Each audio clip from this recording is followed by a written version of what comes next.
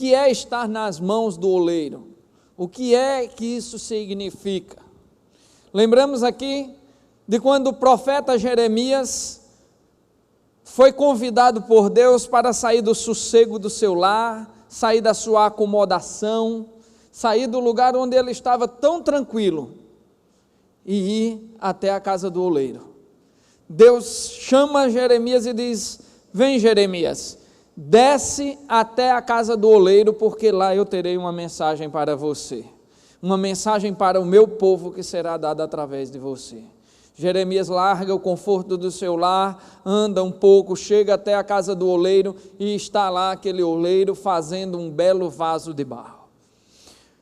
Está lá girando duas rodas com mãos e pés e trabalhando com o seu corpo inteiro, totalmente entregue, concentrado na fabricação daquele vaso.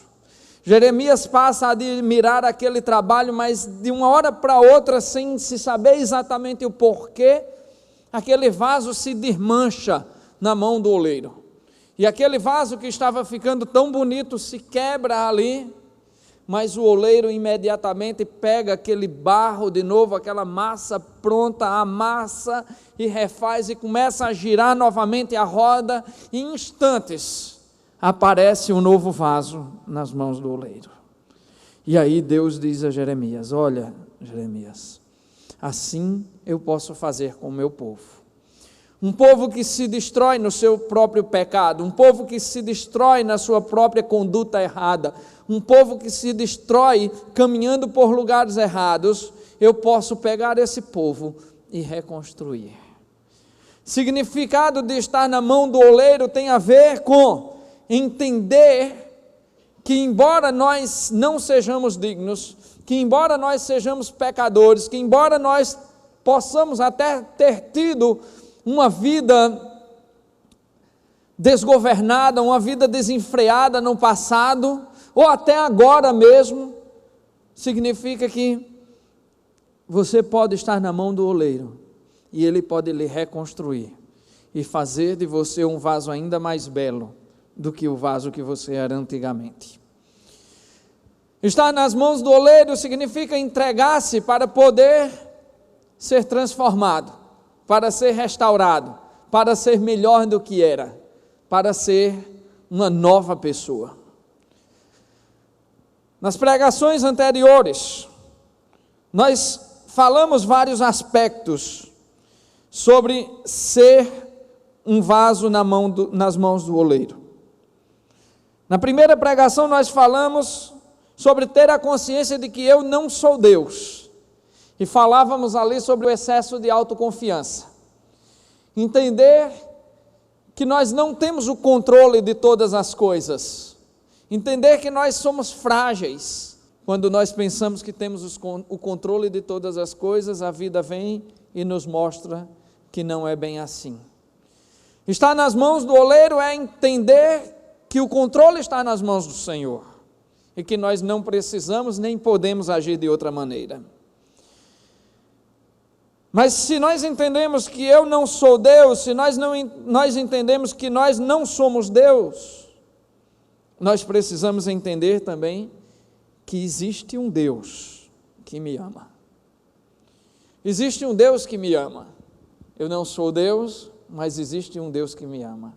Um Deus que se importa comigo, um Deus que vem até a mim, um Deus que do alto e sublime trono inclina os seus ouvidos e atende às nossas orações. Um Deus que se importa, um Deus que cura, um Deus que sara, um Deus que cuida, um Deus que coloca o seu próprio filho numa cruz, mas que mais do que isso, ele coloca seu filho numa cruz que nos pertencia. Essa cruz está aí, não é para ser idolatrada, não. Essa cruz está aí para nós lembrarmos que ela era nossa, mas que o Filho de Deus, que nos ama tanto, tomou o nosso lugar, pendurou-se nela e morreu nela, para que nós tivéssemos vida. Ora, se lembramos que eu não sou Deus e que existe um Deus que me ama, que me ama dessa maneira ao ponto de entregar seu próprio filho em lugar de pecadores. Então vem a terceira pregação, que é uma consequência óbvia das duas primeiras. Se eu não sou Deus, e se existe um Deus que me ama dessa maneira, eu devo me entregar 100% a esse Deus. Eu devo me entregar sem reservas, sem nenhuma restrição. Não há nenhuma área, nenhuma gavetinha da minha vida, não há nada na minha vida que não deva ser entregue a esse Deus, que está no controle e que me ama. A minha única chance de ser de fato feliz, a minha única chance de ser de fato um ser humano, a minha única chance de fato de ter esperança é me entregar completamente na mão desse Deus. Mas me entregar me leva à quarta pregação, e o quarto passo desse caminho. Significa que para me entregar a um Deus que está no controle, a um Deus que me ama e que eu devo me entregar 100%, eu também devo confessar os meus pecados. E aí nós falamos sobre o poder da confissão. Confessai vossos pecados uns aos outros e sereis curados. Falamos o quanto é importante confessar os nossos pecados, o quanto é importante colocar para fora aquilo que somos por dentro e reconhecer como somos pequenos, como somos frágeis, como somos pecadores. E isso não é humilhação, pelo contrário, isso é ousadia, isso é crescimento, isso é coragem de olhar para Deus e dizer a Ele aquilo que Ele já sabe, mas aquilo que é necessário que saia de dentro de nós, o reconhecimento de que somos pobres, cegos e nus, que somos necessitados e que precisamos de um Deus que cuide de nós. Hoje eu quero falar com vocês sobre o quinto tema, buscando a vontade de Deus. Se eu reconheço que não sou Deus, se eu sei que existe um Deus que me ama, se eu devo me entregar 100% a esse Deus, se eu entendo o poder da confissão, agora eu tenho que entender qual é a vontade de Deus para a minha vida. Agora tem um problema sério com esse negócio de vontade de Deus. Por quê? Porque normalmente quando se fala em vontade de Deus, nós pensamos no seguinte: lá vem o cara com esse papo chato de novo, que é para fazer o que Deus quer e não o que eu quero. Nós sempre achamos que deve haver um necessário conflito entre a vontade de Deus e a nossa vontade. E sempre temos a impressão, pior ainda, de que a vontade de Deus é nos fazer gemer, sofrer e nos distanciar de tudo aquilo que a gente gosta. Eu me lembro de uma época que eu tinha um dom que eu perdi e tenho que recuperar, chamado paciência, que eu conversava com certas pessoas e hoje eu fui ficando velho e abusado, os cabelos foram ficando brancos e eu fui ficando abusado. Mas Deus está me puxando de volta para os caminhos da paciência. Mas aí, nessa época, eu conversando com um rapaz satanista, aí ele dizia: eu gosto do diabo, porque o diabo não esconde a sua cara, e porque o diabo, ele nos leva para a alegria o tempo todo. E eu fiquei tentando convencê-lo do contrário, né? Óbvio que isso é uma grande mentira, que o diabo é um farsante mentiroso e que ele não mostra a cara coisa nenhuma e que as alegrias que ele nos mostra são enganosas. Mas, sei lá, 15 anos depois, eu fico pensando, se esse pensamento não está dentro do mundo evangélico, e se esse pensamento não está dentro de mim também. Porque às vezes a gente fica olhando como todas as vezes que se fala sobre a vontade de Deus, a gente treme. Como se a vontade de Deus fosse uma coisa ruim para a gente. Agora, quando o sujeito está ali, pulando, está na farra, está se divertindo, não sei o quê, aí as pessoas dizem, fulano hoje está do jeito que o diabo gosta, e como se fosse uma coisa boa, né? Mas a vontade de Deus não, parece um peso. E eu fico pensando, por exemplo, nas vezes que me irei. Um dos pontos que esse satanista falava, era sobre a ira. Ele dizia, esse Deusinho de vocês fica proibindo o cara de se irar. Se você faz uma coisa errada, se alguém faz uma coisa errada, você tem que se irar mesmo para botar para fora e não sei o quê. E eu fico pensando assim, quando eu me iro desnecessariamente com as pessoas ao meu redor, por motivos banais, como no meu caso, pecado confesso, no caso do trânsito, eu fico me perguntando se eu não estou achando que Satanás é melhor do que Deus. Quando eu desejo me vingar, sabe, meu amigo, tem hora que eu olho, estou dirigindo, aí o cara faz uma besteira na minha frente, eu faço, tomara que morra. Não ria não, que é feio. E sabe, isso tem sido uma luta assim, uma luta gigante na minha vida. Quisera eu que fosse meu único pecado. Quisera eu que fosse meu único erro. Quisera eu que fosse a única coisa. Eu tenho melhorado muito, graças a Deus, nisso. Não tenho a menor dúvida que Deus tem me curado muito. Mas nesses dias, eu me achando curado, na semana que eu comentei que eu estava melhor, um camarada deu um trancão em mim, mas não foi um trancão daquele por acaso, foi um trancão intencional, daquele que o cara botou o carro e ia batendo, e eu fiquei nervoso dentro do carro, eu gritei, eu digo, se eu estava no carro da minha esposa, e meu pensamento foi, se eu tivesse no meu, eu tinha batido, ia descer, ia saltar no pescoço dele, e não sei o quê, fora as outras coisas que eu não posso dizer aqui, que tem criança assistindo.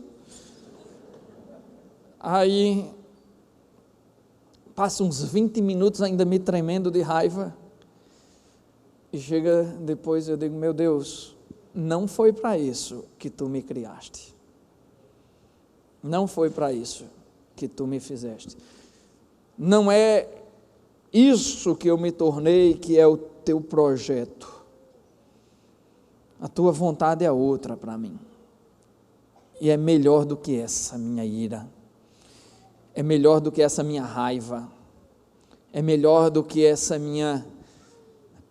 meu desejo de vingança, ou esse meu desejo de ver outra pessoa se estabacando lá, porque eu me lembro de um dia que o cara me deu um trancão aqui, eu estava saindo para ir para Bananeiras, o cara me deu um trancão aqui na frente do Carrefour, mas foi aquele trancão federal, sabe? Que você fala da mãe dele, da avó, da bisavó, vai tudo indo no mesmo barco. Mas eu me controlei, eu digo, eu não vou falar, fiz um esforço e ainda fiz assim, Deus te abençoe. Aí quando chegou lá na frente, meu amigo, cheguei lá naquele viaduto, lá do Oitizeiro, o cara tinha rodado dentro do viaduto, bateu de um lado do outro, estava atravessado, estava todo assim. Rapaz, eu olhei para aquele cabo. Sabe o que foi que veio ao meu coração? Tá vendo, safado? Foi o que deu vontade de eu dizer. Honestamente. E depois eu digo, meu Deus, como eu sou tão mau. Será que não há dentro de mim algo parecido com o que o satanista disse? Começa a me perguntar seriamente. Eu sei que eu amo a Deus incondicionalmente, eu sei que eu amo ao Senhor, eu sei que Ele me salvou e me resgatou das trevas para a maravilhosa luz. Eu sei que não sou digno de estar nesse lugar e pela graça dEle estou aqui. Eu sei que sou um miserável pecador e talvez alguns de vocês estejam surpresos de dizer: meu Deus, o pastor está confessando que chama palavrão. Estou confessando isso.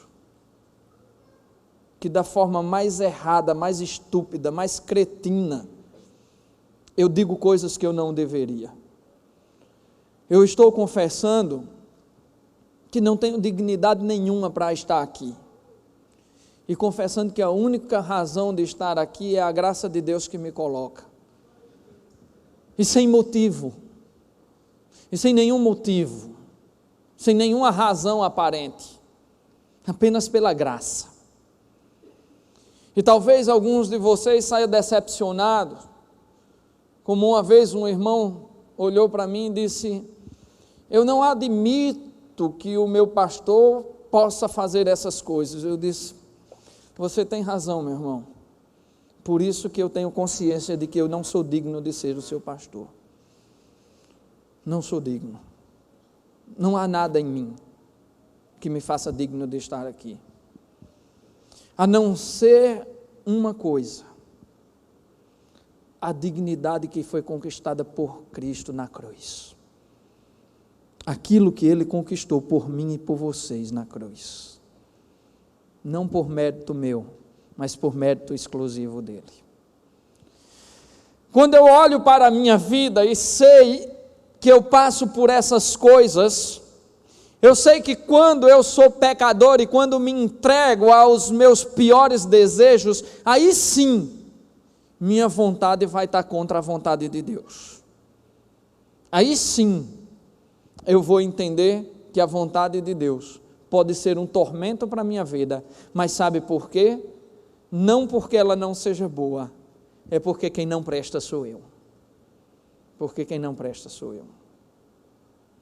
E aí, meus queridos, Paulo escreveu uma carta aos Colossenses. Queria que você abrisse agora, na carta de Paulo aos Colossenses. Paulo escreveu essa carta, e quando estava tratando dos problemas da igreja, tratando dos problemas do legalismo, quando estava tratando dos aspectos religiosos de uma comunidade, ele chega a uma conclusão que diz assim: portanto, ou seja, por todas essas coisas que Cristo fez na sua igreja, por todas essas coisas que Cristo fez em você, por todo esse agir de Deus em você, portanto, já que vocês ressuscitaram com Cristo, procurem as coisas que são do alto, onde Cristo está assentado à direita de Deus. Mantenham o pensamento nas coisas do alto e não nas coisas terrenas, pois vocês morreram e agora a sua vida está escondida com Cristo em Deus. Quando Cristo, que é a sua vida, for manifestado, então vocês também serão manifestados com Ele em glória. Assim, façam morrer tudo o que pertence à natureza terrena de vocês: imoralidade sexual, impureza, paixão, desejos maus e ganâncias, e a ganância que é a idolatria. E por causa dessas coisas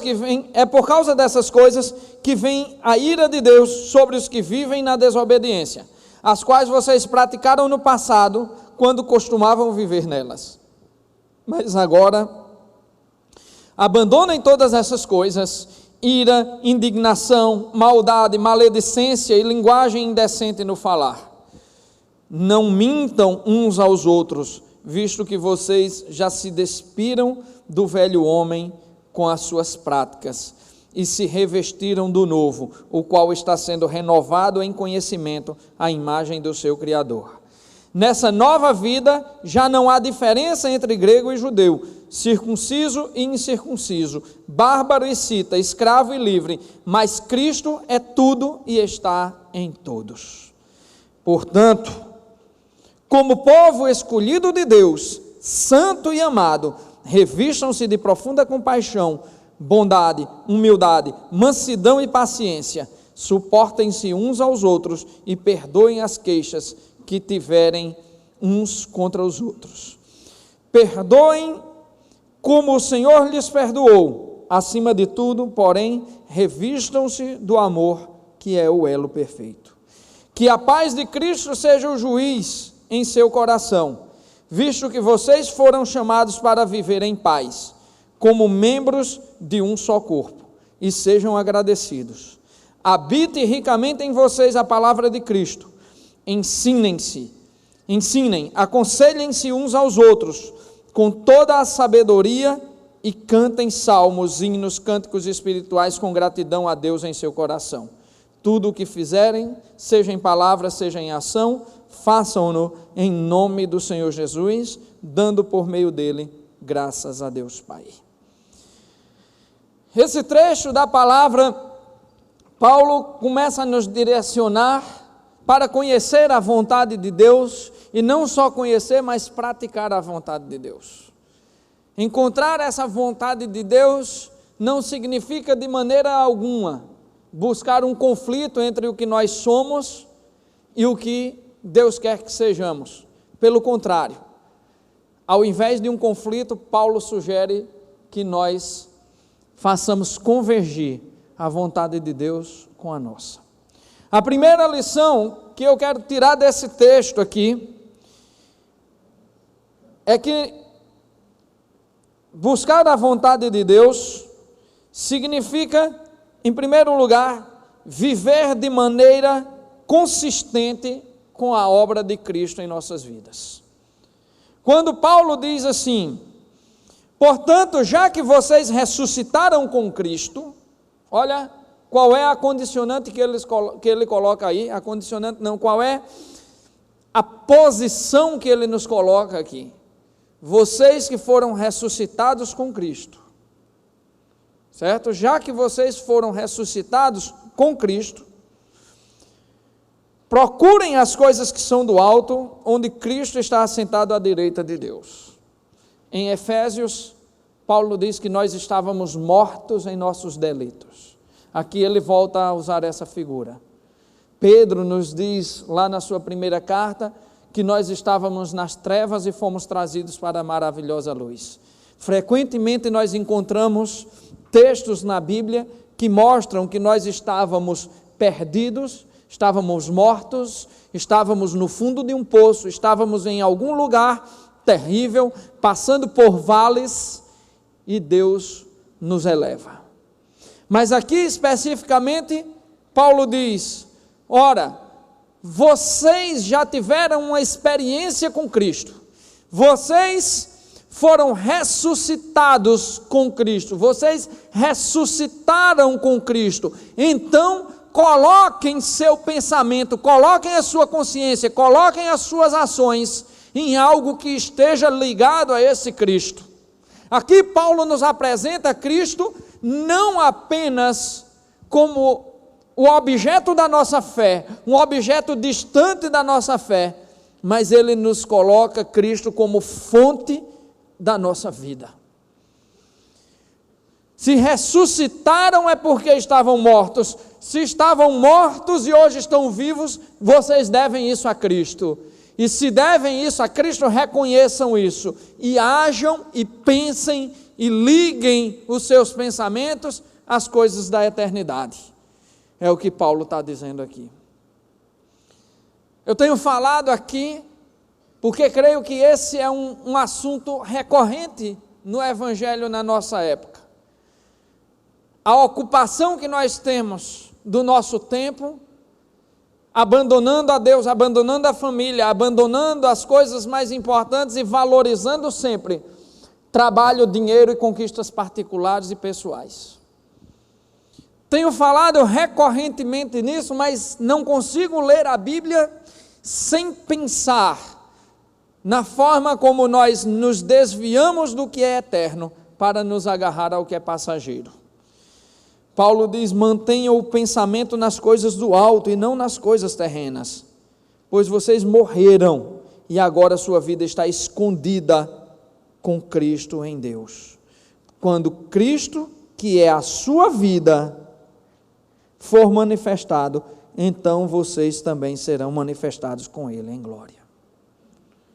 Aqui, Paulo está dizendo com muita clareza, em primeiro lugar, que Cristo é a nossa vida, que nós morremos e que nossa vida está escondida com Cristo em Deus, e que haverá um momento em que nós seremos manifestados, em que nós seremos apresentados, em que nós seremos exaltados junto com Cristo em sua glória.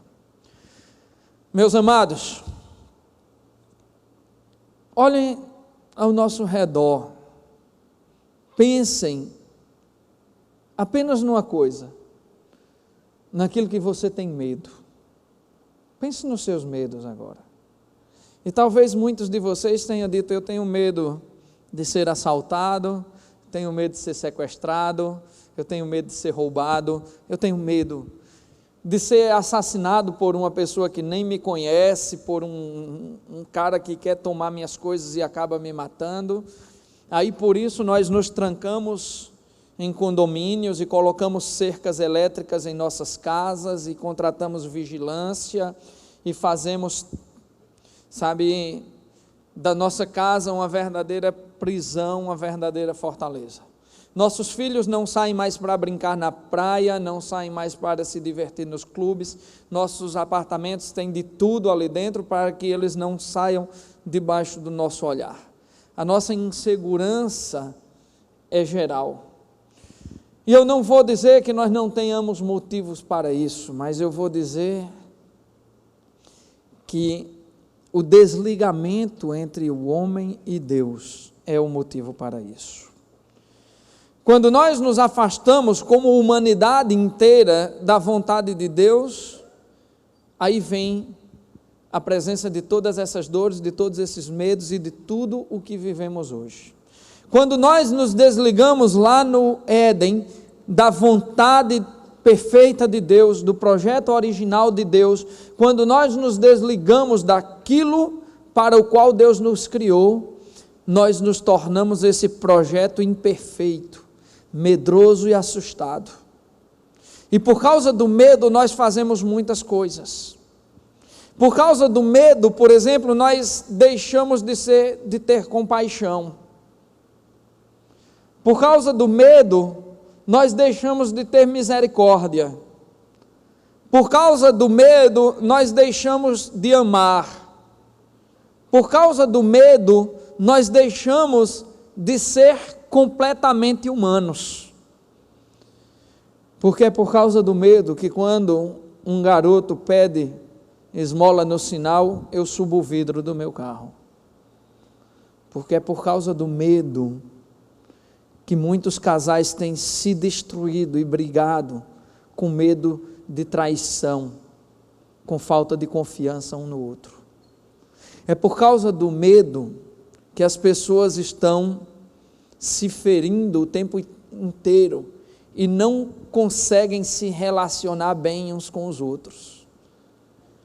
Tem gente que não consegue se relacionar com ninguém, ou com poucas pessoas, porque tem medo dessas relações e desconfia de tudo que o outro faz. Esse tipo de construção só acontece porque nós nos desligamos daquilo que é mais importante. Só acontece porque nós nos desligamos daquilo que provém do alto, porque nós esquecemos que a ressurreição de Cristo nos deu vida, que quando Ele se pendurou naquela cruz, que não era esta, obviamente, mas que aqui simboliza. Quando Cristo estava pendurado naquela cruz, por mim, por você, quando Ele enfrenta a morte, quando Ele vence a morte, quando Ele ressuscita, quando Ele se levanta, quando Ele sobe aos céus, quando Ele faz tudo isso por nós, e nós continuamos olhando apenas para as coisas desse mundo, é que Paulo nos diz lá em 1 Coríntios 15, 19, aquele que crê em Cristo apenas para as coisas deste mundo é o mais miserável de todos os homens. Mas aqui, gente, não se trata de uma exortação somente, se trata de uma lembrança, se trata de nós percebermos aqui que a vontade de Deus é que nós estejamos dentro do seu projeto original, que a vontade de Deus é que nós estejamos bem, em paz e felizes. Quando Paulo fala aqui sobre manter a nossa mente nas coisas do alto, ele fala sobre a nossa possibilidade de continuar tendo esperança no mundo em queda. Ele fala sobre continuar tendo a esperança de dias melhores, continuar entendendo que Deus tem preparado coisas maiores e melhores para as nossas vidas, de manter a esperança acesa, porque o que os nossos olhos viram e aquilo que nossos olhos ainda verão aqui nesse mundo é tristeza, é dor, é condenação, é desgraça, mas no meio disso tudo, Paulo está dizendo, ainda há um Jesus, ainda há um Cristo que morreu no seu lugar, para que mesmo no meio de todo esse tormento, no meio de toda essa agonia pela qual o mundo que jaz no maligno passa, você possa manter viva a sua confiança. Não é para, quando se fala em buscar a vontade de Deus, quando se fala em manter o foco nas coisas do alto, não está se falando aqui, sinta-se um desgraçado, sinta-se mal porque você não consegue. Não, não é isso, não se trata disso, não é esse tipo de sentimento que Deus quer que você saia daqui. Não é assim que eu quero que você atravesse aquela porta, se sentindo um desgraçado, um pecador, alguém que não consegue fazer a vontade de Deus. Eu quero que você entenda que assim como eu sou pecador, assim como você é pecador, de toda forma, assim como nós somos, Deus nos aceita, Deus nos transforma, Deus nos redime. Ele só não quer que nós permaneçamos do jeito que estamos. Deus não tinha hoje à tarde, nesse dia 24 de novembro de 2013, nenhuma expectativa de que passassem por aquelas portas pessoas perfeitas. Deus não tem a expectativa de que hoje, no final desse culto, se levante nenhuma pessoa perfeita aqui. Deus não tem essa expectativa, mas a expectativa dele é que eu e vocês, nós pecadores imperfeitos, saiamos daqui com mais vontade de buscar a vontade dele, de buscar os planos dele, que saiamos daqui mais dispostos a conhecer a sua vontade e a buscá-la. É sobre isso que Paulo está falando. Mantenha a sua mente nas coisas que realmente importam, mantenha a sua mente nos céus, mantenha a sua mente naquilo que verdadeiramente faz sentido. Viva de maneira consistente, e viver de maneira consistente é que sua fé e sua prática de vida estejam coerentes, porque, meus irmãos, quando eu estou aqui pregando, talvez eu até me pareça um pouco mais com o projeto de Deus, mas quando eu estou dentro do meu carro, ensandecido, gritando palavrões e estirando o dedo, aí não é assim não, viu? Para uma pessoa que fez uma besteira no trânsito, aí eu entendo que há uma larga diferença entre o que eu sou e o que Deus quer. Mas ainda assim, quando deito a cabeça no meu travesseiro e vou orar, e reconheço quem eu sou, pecador, miserável, ainda ouço Deus me dizer: amanhã de manhã as minhas misericórdias se renovarão sobre sua vida. Continue tentando, mas não tire a sua mente do foco inicial, que são as coisas eternas. Não é o quanto você consegue, é o quanto você busca. Não é o quanto você consegue chegar até a vontade de Deus, mas é o quanto você verdadeiramente busca. É isso que importa. É o quanto o seu coração está disposto a ir. É o quanto o seu coração está disposto a abrir mão das coisas perversas que há dentro do seu coração, há dentro de si. É isso que chama consistência. Essa falta de consistência na vida cristã que existe entre o pregador Josemar e o motorista Josemar, essa falta de consistência é desagradável a Deus. Eu tenho que ser dentro do meu carro a mesma coisa que sou nesse palco. Se não for assim, não serve para Deus. Eu posso enganar muita gente, que não é meu propósito. Posso enganar muita gente, mas a Deus eu não engano. E Paulo também diz na carta aos Gálatas: de Deus não se zomba, aquilo que você plantar também colherá.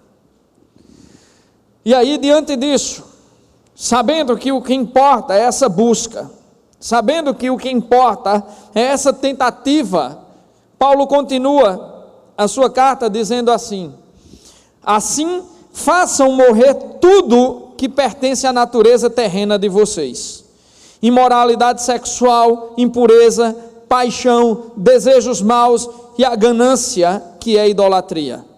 É por causa dessas coisas que vem a ira de Deus sobre os que vivem na desobediência, as quais vocês praticaram no passado, quando costumavam viver nelas. Mas agora abandonem todas essas coisas: ira, indignação, maldade, maledicência e linguagem indecente no falar. Não mintam uns aos outros, visto que vocês já se despiram do velho homem com as suas práticas e se revestiram do novo, o qual está sendo renovado em conhecimento à imagem do seu Criador.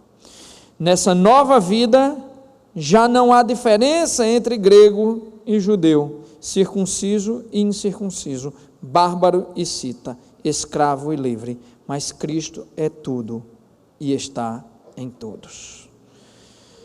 Aqui eu aprendo a segunda lição, que em primeiro lugar eu devo viver de maneira consistente com a obra de Cristo em minha vida. Em segundo lugar, eu aprendo que para buscar a vontade de Deus, eu preciso eliminar aquilo que provoca a ira de Deus.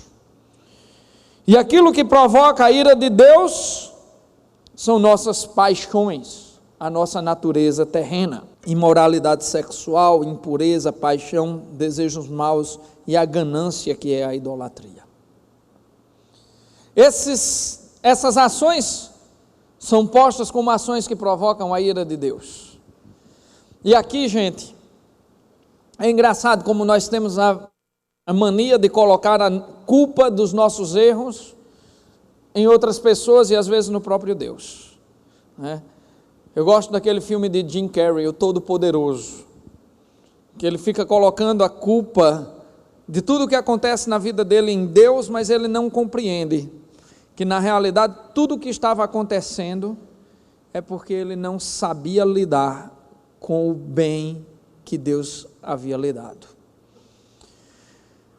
O próprio Adão, lá no Éden, quando vai lá e come do fruto proibido, e Deus o chama para uma conversa, e o chama na responsa ali, e vai dizer: ô Adão, qual é, meu irmão? Eu não disse a você que não era para comer desse fruto? O que é que você fez? Aí Adão olha para ele e diz: mas Senhor, foi a mulher que tu me deste.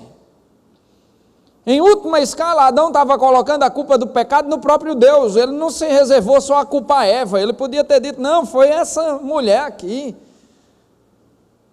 Né? Não, foi Eva aqui que me seduziu, e eu me enrolei e tal. Mas ele ainda colocou a culpa no próprio Deus. Não, foi a mulher que tu me deste. Então, se acerta aí com ela. Não tenho nada a ver com isso. Como se ele não fosse responsável pela besteira que fez. E nós vivemos meio assim também. Vivemos na situação de Adão por duas coisas.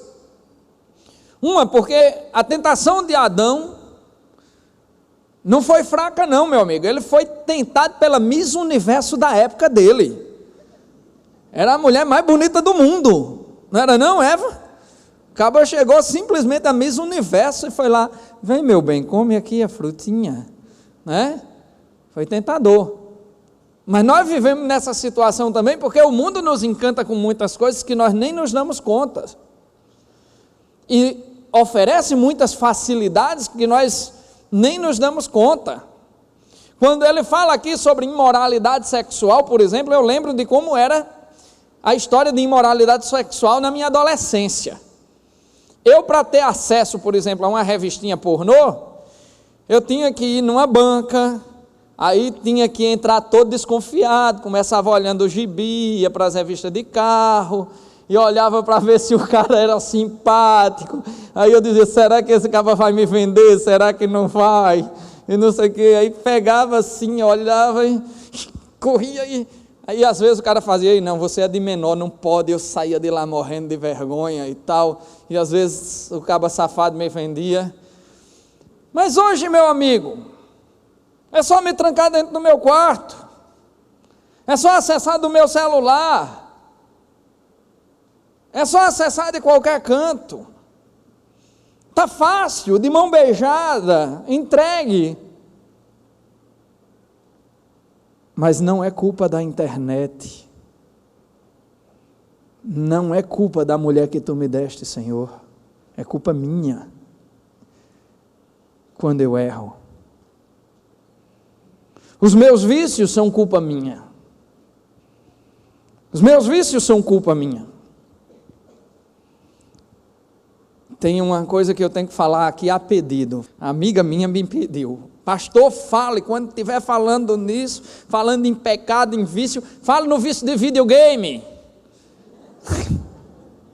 Vou falar, minha irmã, é mau uso do tempo, é desgraça, é vício, um bocado de marmanjo aí, de cabelo branco já na frente do videogame, espera aí, só um pouquinho, não cuida mais dos filhos, não cuida mais da casa, não cuida mais de nada, e só um pouquinho.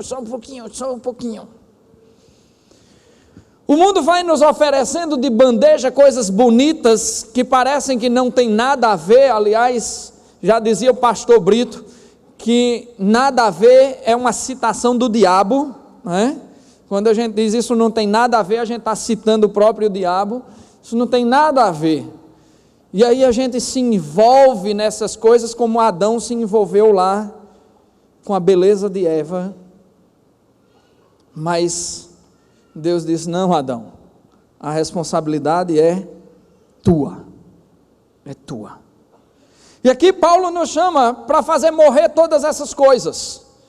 Para dizer assim, epa, é bonito, mas não é para mim.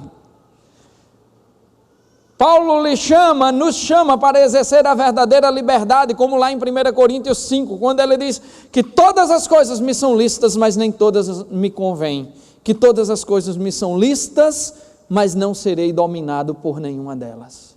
Paulo está falando contra o vício, contra a nossa natureza terrena, e aqui ele dá ênfase a mais uma coisa, a ganância, que é chamada de idolatria.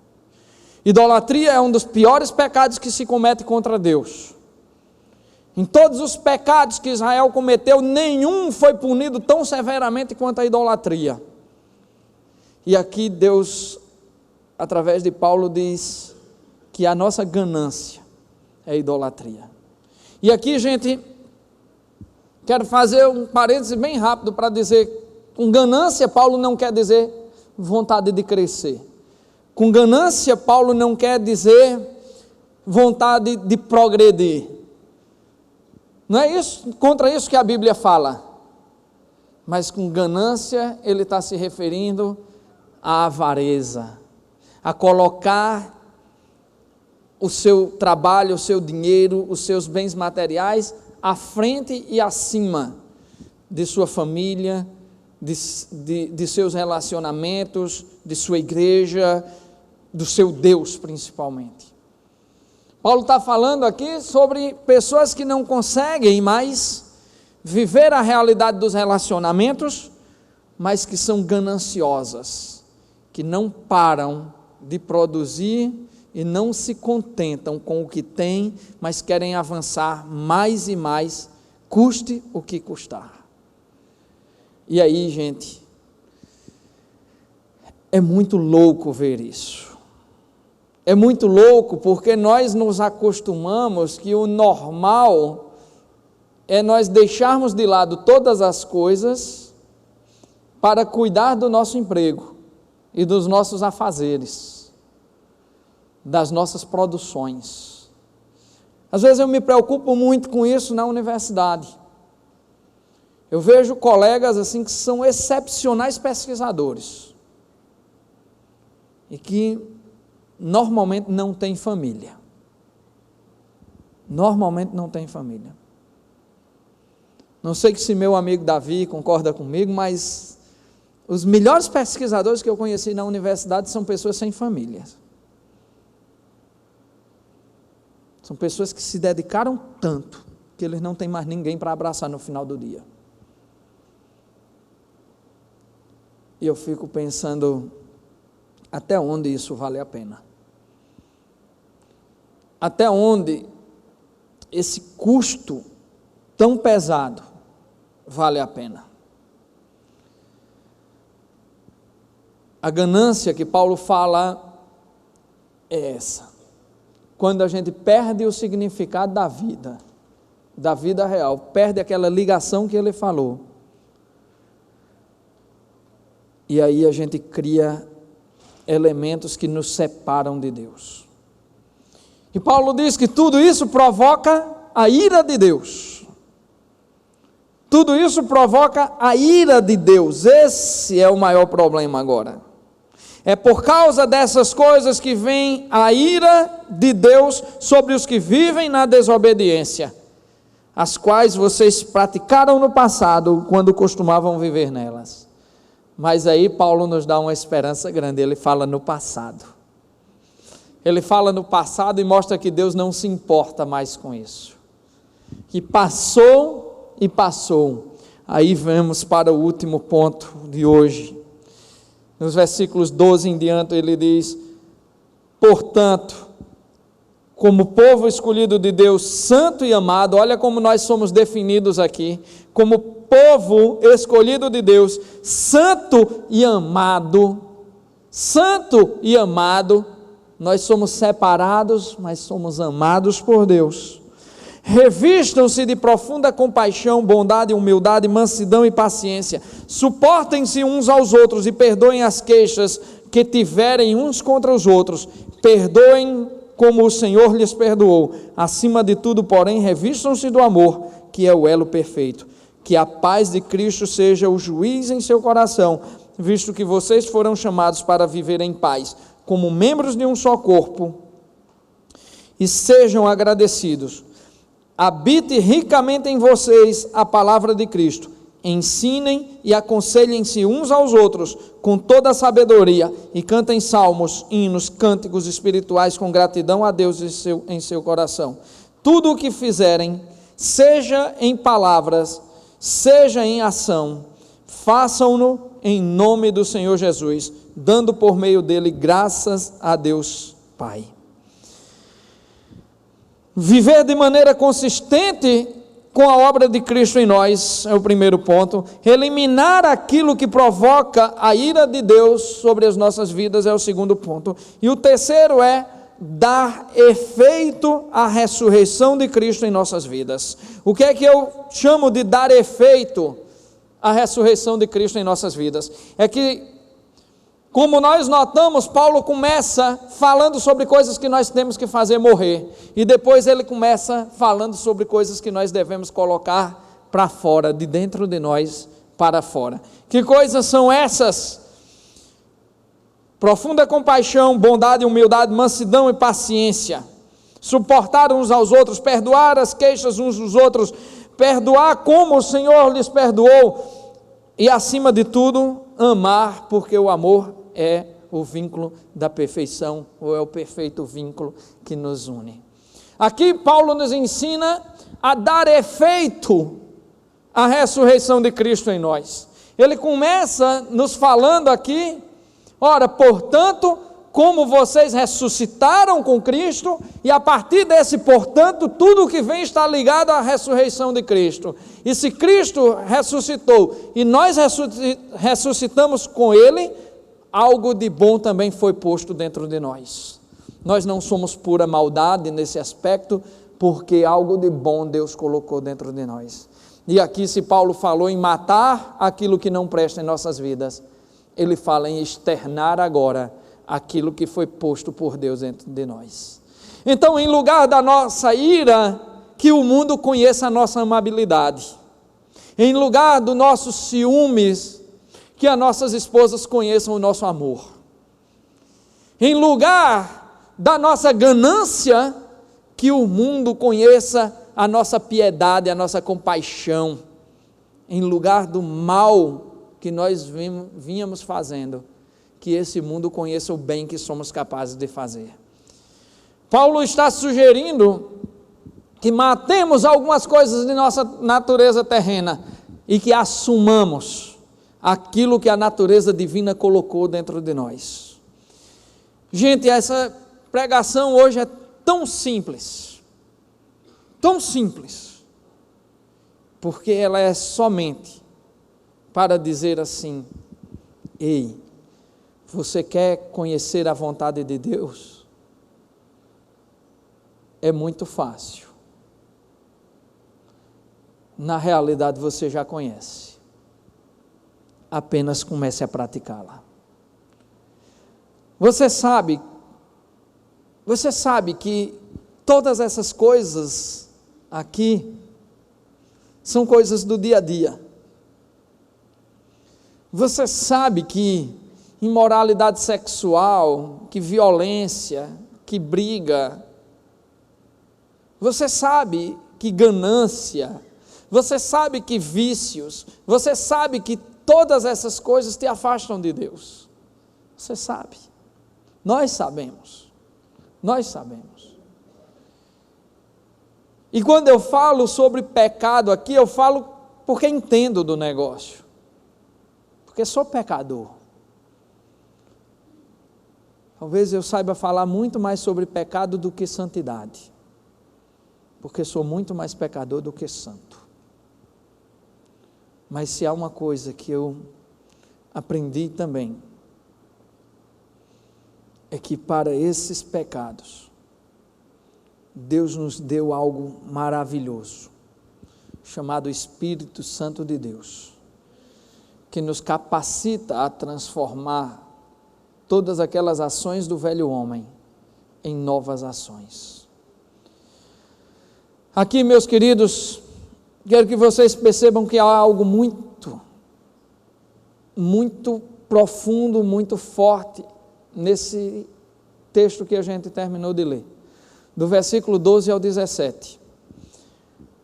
Paulo está relacionando a vida de santidade com a nossa capacidade de conviver com outras pessoas.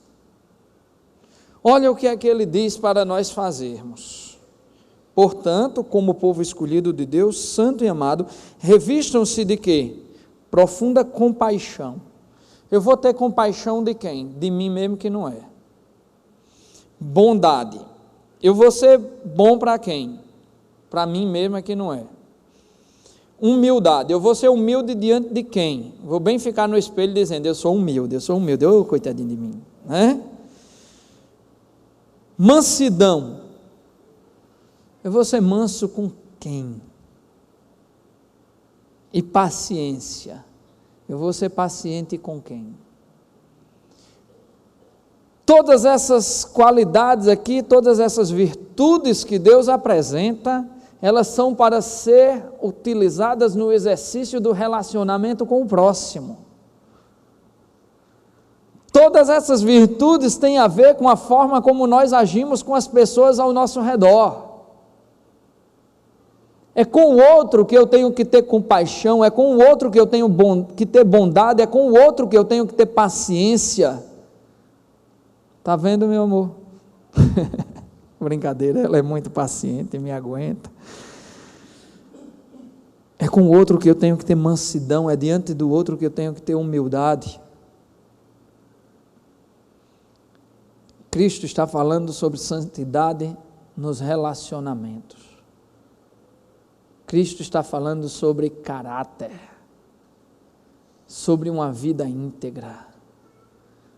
Meu amigo, para de pensar que todo mundo ao teu redor está errado. Para de achar que a culpa das desgraças de tua vida estão em outras pessoas. Para de culpar o diabo. Para de culpar a Deus. E olha que o que você colhe hoje é fruto do que você plantou. Para olhar a tua relação íntima, aquela ligação que ele fala no começo do texto. Onde está a tua mente? No que é que você focalizou? O que é que importa a você?